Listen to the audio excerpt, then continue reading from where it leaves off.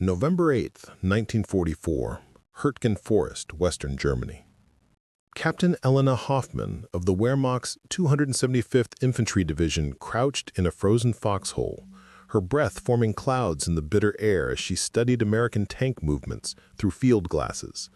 What she witnessed in the next 45 minutes would fundamentally alter her understanding of the war Germany was losing. Through the morning fog, she watched as American Sherman tanks maneuvered with a coordination that seemed impossible. They moved like dancers in perfect synchronization, adjusting formations, flanking, and retreating in patterns that suggested they were somehow communicating instantaneously across distances that should have made such coordination impossible. Her own division's tanks, when they had fuel to operate them, relied on flag signals, motorcycle couriers, and shouted orders that were often lost in the chaos of battle. These American tanks were different. They moved as one organism. Before we jump back in, tell us where you're tuning in from, and if this story touches you, make sure you're subscribed because tomorrow I've saved something extra special for you.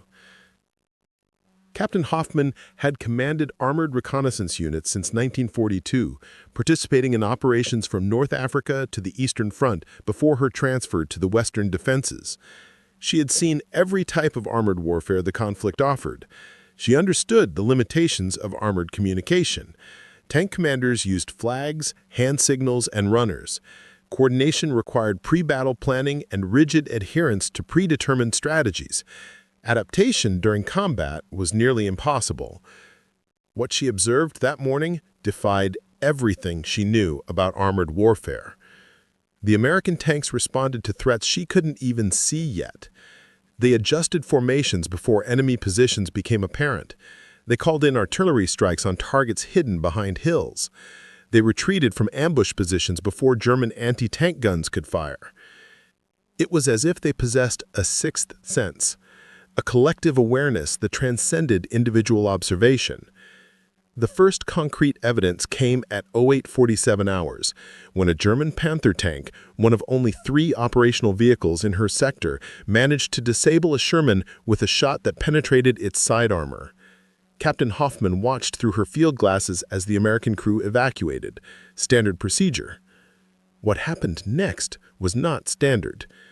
Within 90 seconds, before the German crew could reload for a second shot, 4 other Sherman tanks appeared from different directions, converging on the Panther's position with mathematical precision. They attacked from angles that eliminated the Panther's armor advantage. The German tank was destroyed in less than 2 minutes. The American tanks had responded to a threat faster than any courier could have carried a message.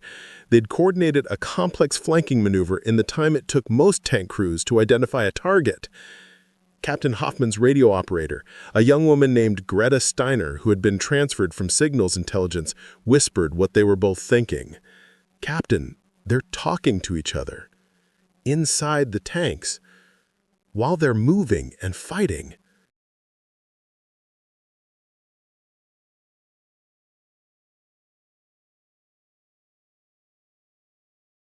They have radios in every single vehicle.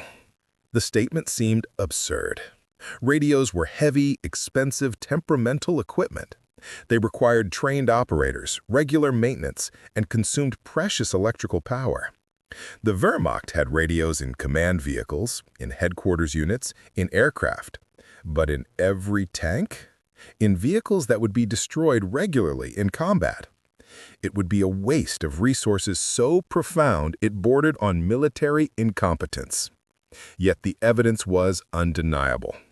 By 1100 hours, Captain Hoffmann had documented 17 separate instances of American tanks coordinating actions that would be impossible without instant communication. They called for air support that arrived within minutes. They directed artillery onto German positions they couldn't possibly see from their locations. They warned each other of threats, adjusted tactics mid-battle, and maintained formation coherence even when spread across kilometers of terrain. Her report, submitted to divisional headquarters that evening, was met with skepticism bordering on disbelief. General Heinrich Bergmann, commander of the 275th Division, read her observations with visible frustration. Captain, you're suggesting the Americans have installed radio equipment in hundreds, perhaps thousands of tanks? Do you understand the resource allocation that would require, the training, the maintenance infrastructure? It's impossible. They're using some other coordination method you haven't identified yet. But Captain Hoffmann had seen what she had seen. She had commanded enough tank operations to recognize communication when she witnessed it. These weren't pre-planned maneuvers. These were real-time adaptations to changing battlefield conditions. The Americans were talking to each other while driving, while under fire, while maneuvering through terrain that should have made any coordination impossible. She requested permission to conduct a closer reconnaissance. Permission was denied. The sector was too hot, resources too limited. She would have to wait for confirmation from other sources. That confirmation came sooner than anyone expected. On November 12th, 4 days after her initial observation, a Sherman tank from the American 3rd Armored Division was disabled by a mine in the Hurtgen Forest. The crew evacuated successfully, but the vehicle remained intact enough for German recovery teams to examine. Captain Hoffmann was among the first officers to inspect the captured tank. What she found inside changed everything. Mounted inside the turret, protected by the tank's armor, was a complete radio transceiver, not a receiver for listening to headquarters broadcasts, a full two-way radio capable of transmitting and receiving during combat operations. The equipment was compact, professionally installed, and clearly designed as standard equipment rather than a field modification. There were dials for multiple frequencies, a microphone mounted within easy reach of the commander's position, and speakers that allowed communication even over the roar of the engine and the chaos of battle. The German tank crew gathered around the Sherman stared at the radio equipment with expressions ranging from disbelief to despair. Sergeant Klaus Weber, a veteran tank commander with 7 years of service, touched the radio housing as if it might be a hallucination. "They put these in every tank," he said quietly. "Every single tank has instant communication with every other tank in their unit. While we're using flags and motorcycle couriers, they're coordinating." The implications were staggering. It meant American tank commanders could share intelligence instantly. They could call for support the moment they identified a threat. They could adapt tactics in real time based on battlefield developments. They could coordinate complex maneuvers across vast distances. They could function as a networked force rather than isolated vehicles, hoping their pre-battle plans remained relevant. Captain Hoffmann spent 6 hours examining the Sherman's communication equipment. She noted the quality of the components, the thoughtful design of the installation, the redundancy built into the power systems. This wasn't experimental technology being field-tested. This was mature, reliable equipment that had been integrated into American tank doctrine for years. Her detailed report, complete with photographs and technical specifications, was forwarded up the chain of command. This time, nobody dismissed her findings. The report reached OKW, the Wehrmacht High Command, within 48 hours. The response was a mixture of denial and dawning horror as the full implications became clear. Preparing and narrating this story took us a lot of time, so if you are enjoying it, subscribe to our channel. It means a lot to us. Now back to the story. German tank doctrine had been built around the assumption of communication parity. Both sides would struggle with the same coordination challenges. Both sides would rely on pre-battle planning and rigid command structures. Both sides would be limited by the speed at which human couriers could carry messages across chaotic battlefields. If the Americans had eliminated that limitation, if they had created a networked armored force capable of real-time coordination, then every German tactical manual was obsolete. Every defensive strategy was based on false assumptions. Every battle plan was fighting the last war while the Americans had moved on to the next one. Colonel Friedrich Hartmann, Chief of Armored Tactics at OKW, received Captain Hoffmann's report on November 18th. His response, preserved in military archives, captures the moment of realization. If this intelligence is accurate, and I believe it is, we have fundamentally misunderstood American capabilities. We assumed they would fight our kind of war with more resources. Instead, they have changed the nature of armored warfare itself. A tank with a radio is not just a tank with an added feature. It is a different kind of weapon entirely. It is part of a network, a system, a collective force that responds to threats and opportunities faster than human messengers can run. The historical context made Germany's situation even more desperate. By November 1944, the Wehrmacht was already struggling with catastrophic resource shortages. Fuel supplies had become so critical that tank crews received barely enough gasoline for essential operations.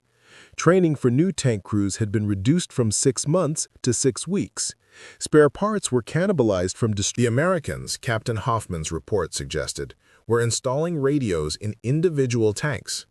If American armored divisions contained hundreds of tanks and each tank had its own radio, then the United States was producing more tank communication equipment in a month than Germany produced in a year. The industrial implications were terrifying. This wasn't just about radios. This was about an enemy with such overwhelming production capacity that they could afford to put expensive, complex communication equipment in vehicles that would be regularly destroyed in combat. They could accept the loss of radios the way Germany accepted the loss of ammunition. It was consumable, replaceable, not a precious resource to be hoarded, but a standard supply item to be used and replaced as needed. Captain Hoffmann's follow-up investigations over the next 2 weeks revealed even more disturbing details. Interrogations of captured American tank crews confirmed that radio communication wasn't just available, it was central to American tank doctrine. American crews trained extensively on radio procedures. They had standardized communication protocols, pre-assigned frequencies, and backup systems for when primary radios failed. They had developed an entire tactical language around instant communication, with procedures for calling artillery, requesting air support, warning of threats, and coordinating maneuvers that assumed every tank commander could talk to every other tank commander at will. One captured American lieutenant, a tank commander from the 4th Armored Division, seemed genuinely confused by German amazement at his radio equipment. During interrogation, he stated, "Of course we have radios. How else would we coordinate? How do your tanks communicate during battle?" When informed that German tanks used flag signals, motorcycle couriers, and prearranged plans, he was silent for a long moment before responding, "That's like fighting blind. You can't adapt. You can't respond to changing situations. You're locked into whatever plan you made before the battle started, hoping nothing unexpected happens. That's not tank warfare. That's just hoping for the best." His words, translated and included in intelligence summaries, circulated among German tank commanders with the force of revelation. They had been fighting blind. They had been treating the chaos and confusion of battle as inevitable, as conditions both sides had to endure equally. The Americans had simply eliminated that chaos through technology. They had created clarity where Germany accepted fog. They had built certainty where Germany expected confusion. The psychological impact on German tank crews who learned about American radio equipment was profound and demoralizing. Sergeant Weber, who had examined the captured Sherman, refused to crew his Panther tank for 3 days after seeing the American communication systems. He told his commanding officer, "Sir, we're driving into battle, deaf and mute, facing an enemy who can see and hear everything. It's not combat, it's suicide with extra steps." The disparity extended beyond just the presence of radios. American tanks had better radios than German headquarters units. The SCR-528 radio, commonly installed in Sherman tanks, had a range of 10 to 15 miles under good conditions, with clear voice transmission and reliable performance even while the tank was moving at speed across rough terrain.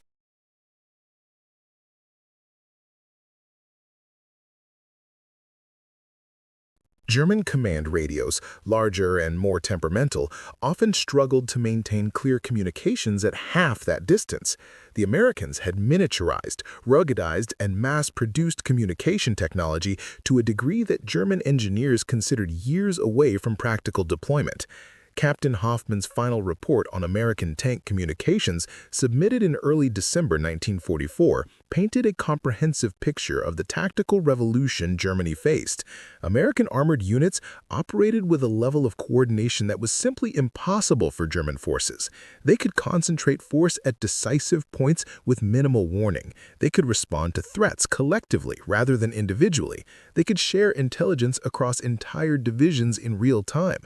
They could call for combined arms support, coordinating tanks, infantry, artillery, and air power with a precision that German forces could only dream of achieving. The report concluded with an assessment that was both militarily accurate and personally devastating for those who read it. We are not fighting a more numerous enemy. We are not fighting a better equipped enemy. We are fighting an enemy who has fundamentally changed the nature of armored warfare while we continued to fight according to doctrines developed in the 1930s. Their tanks are not just vehicles with radios added. They are nodes in a communication network that allows them to function as a single, coordinated organism rather than a collection of individual vehicles. We have brought traditional tank warfare to a battle against a networked armored force. The outcome was determined before the first shot was fired. The strategic implications terrified German high command because they extended far beyond tank warfare. If the Americans could network their tanks, what else had they networked? Their artillery? Their air support? Their logistics? Were entire American armies operating as interconnected systems while German forces remained collections of isolated units? The evidence suggested the answer was yes, and that answer explained why German forces were losing on every front, despite often fighting with tactical skill and courage. The discovery of American tank radios created ripples of realization throughout the German military establishment that extended far beyond simple tactical adjustments. By mid-December 1944, as Captain Hoffmann compiled her comprehensive analysis of American communication capabilities, a darker picture emerged. The radios weren't just changing tank warfare. They represented a fundamental difference in how the two nations approached military operations. Germany had designed its military around the concept of Auftragstaktik, mission-type orders, where subordinate commanders received objectives and were trusted to accomplish them with minimal oversight. This doctrine had worked brilliantly when German forces possessed superior training, better equipment, and the initiative. But it assumed that all forces operated under similar communication constraints. When things went wrong, when plans fell apart, German units were expected to continue fighting based on their last orders, even if those orders no longer matched battlefield reality. American doctrine, Hoffmann discovered through interrogations and captured field manuals, assumed something entirely different. American commanders expected to maintain constant communication with their units. They expected to receive real-time intelligence.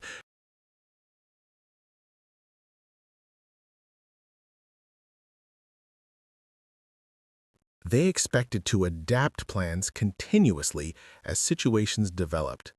Their radios weren't supplementing a doctrine designed for communication scarcity. The radios were the foundation of their entire tactical approach. Remove the radios, and American doctrine would collapse. But the Americans would never be without radios, because they had built an industrial system that could produce communication equipment faster than combat could destroy it. The philosophical difference was profound. Germany had created a military culture that celebrated individual initiative and improvisation in the face of communication breakdown. America had created a military culture that simply eliminated communication breakdown through overwhelming technological and industrial superiority. Lieutenant General Hans Krebs, who would later become the Wehrmacht's last Chief of General Staff, reviewed Hoffmann's reports in late December 1944. His commentary, preserved in his personal papers, reveals the moment of comprehension.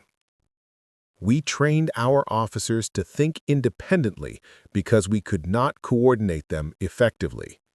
We celebrated this as a strength, as evidence of superior German military culture. The Americans revealed it for what it truly was: a necessary adaptation to technological limitation.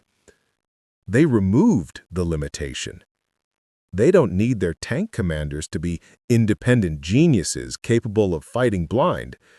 They can be competent professionals following coordinated plans because they can see the entire battlefield through their communication networks. We made virtue of necessity. They made necessity obsolete. The psychological warfare implications became apparent as word of American radio superiority spread through German tank units. Crews who had once taken pride in their ability to fight through confusion and chaos now understood they were being forced to accept limitations their enemy had eliminated. Morale, already strained by continuous retreats and dwindling resources, suffered another blow. It was one thing to fight a numerically superior enemy. It was another to fight an enemy who had fundamentally changed the rules of engagement through technology you couldn't match. Captain Hoffmann witnessed this demoralization firsthand. In late December, she was reassigned to a training facility near Berlin, tasked with preparing new tank crews for frontline service. These young women and men, most barely 20 years old, arrived with enthusiasm born of propaganda and youth.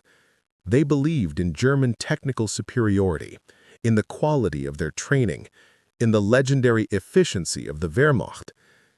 Hoffmann's job was to prepare them for reality without destroying their will to fight. It was a balance she found increasingly difficult to maintain. During one training session, a young gunner named Marie Fisher asked about American tank tactics. Hoffmann, committed to honest preparation, described what she had witnessed in the Hurtgen Forest. But she could see in Fisher's eyes that the young woman understood the truth. Spirit and training couldn't overcome fundamental tactical disadvantages built into the structure of warfare itself. The training facility received a captured American field manual in January 1945, translated by intelligence services. The manual, covering armored warfare tactics for company-level commanders, assumed radio communication as a baseline capability. Every tactical scenario, every suggested maneuver, every coordination procedure assumed that all tanks could communicate instantly with each other and with supporting units. There were no procedures for communication breakdown because American doctrine simply didn't contemplate operating without radios. It would be like contemplating operating without ammunition. The manual was passed among German instructors with growing despair. They were teaching tactics designed for a different kind of warfare, preparing their students for battles that no longer existed. It was like training sailors for the age of sail while the enemy deployed steamships. Captain Hoffmann requested a meeting with the facility's commanding officer, Colonel Ernst Baumann, to discuss updating training curricula to reflect American capabilities. Baumann, a veteran of the Eastern Front and a pragmatist, listened to her proposals before shaking his head. "Captain, even if we rewrote every manual, even if we designed new tactics around our communication limitations, what would it change? We can't give our tank crews radios. We don't have radios. We don't have the industrial capacity to build radios. We don't have the rubber for wiring insulation, the vacuum tubes for transmitters, the copper for circuits. Even if we had the designs, we couldn't build them. And even if we could build them, we couldn't power them. Our tanks barely have enough electrical capacity for essential systems. American tanks were designed with radios in mind. Ours were not. We can't retrofit a communication network onto a military that was never designed to support one."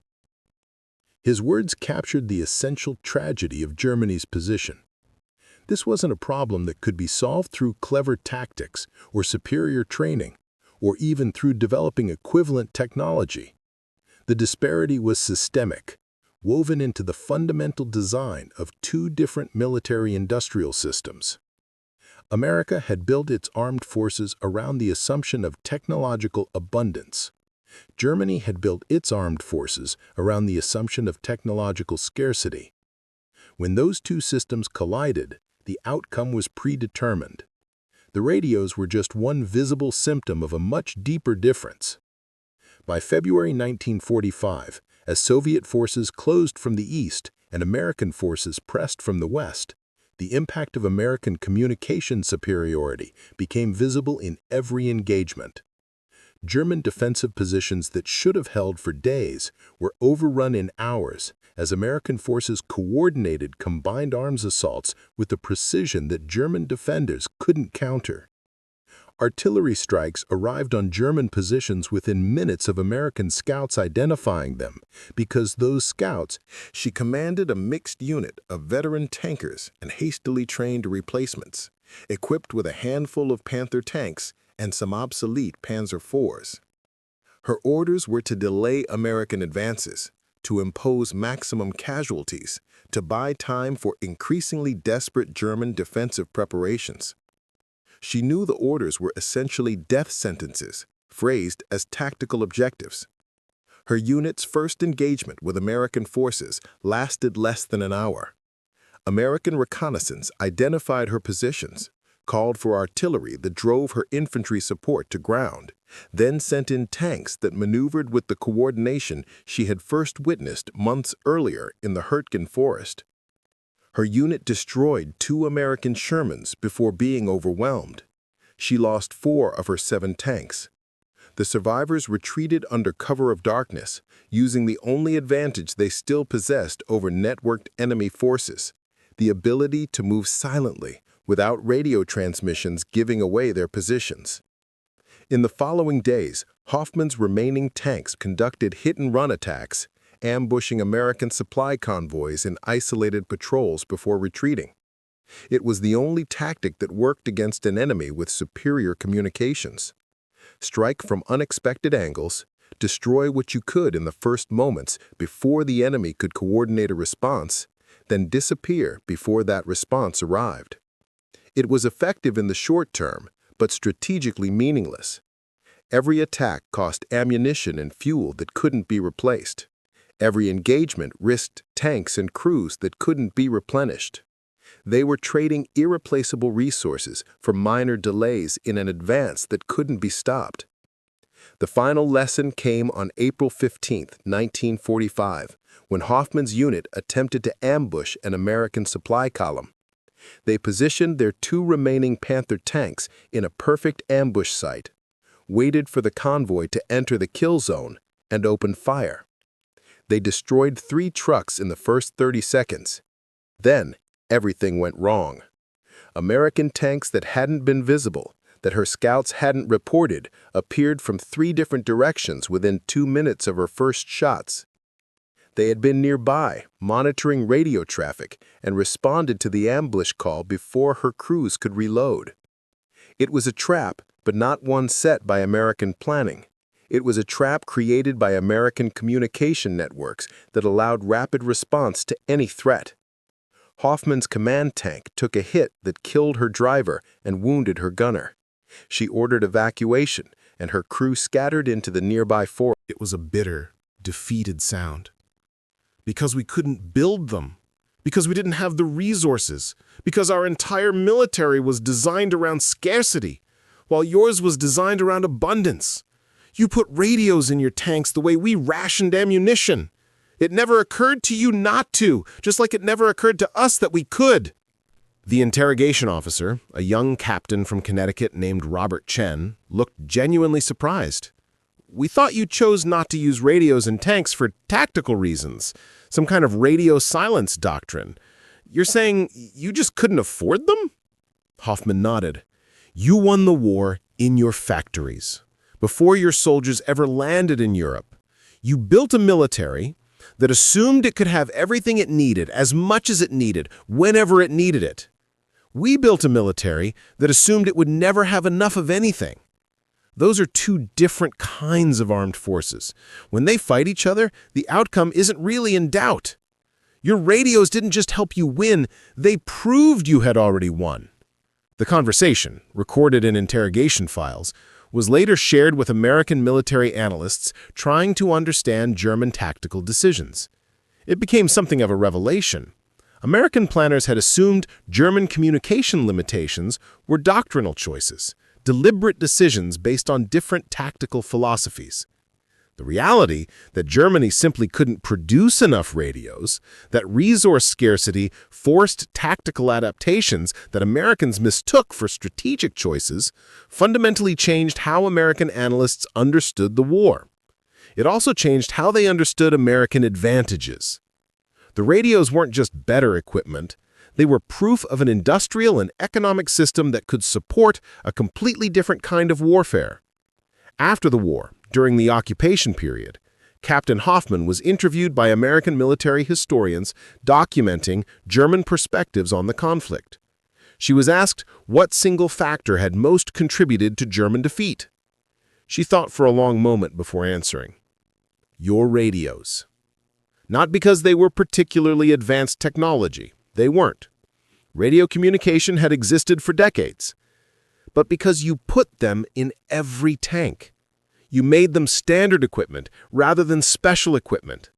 That decision, that casual assumption that, of course, every tank would have a radio, revealed everything about the difference between our nations.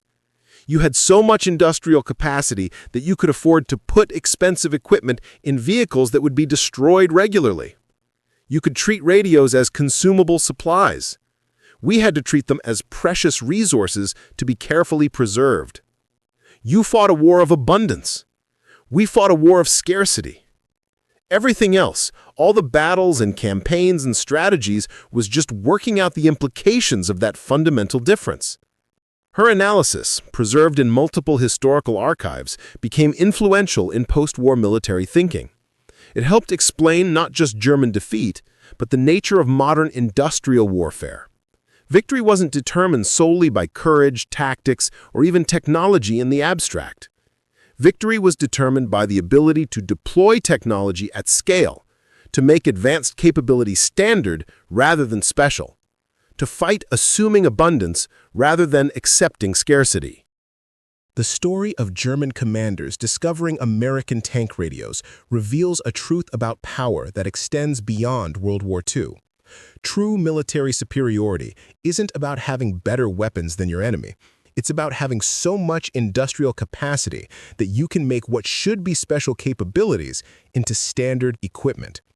It's about designing your military around the assumption that you'll have everything you need, rather than around the assumption that you'll never have enough.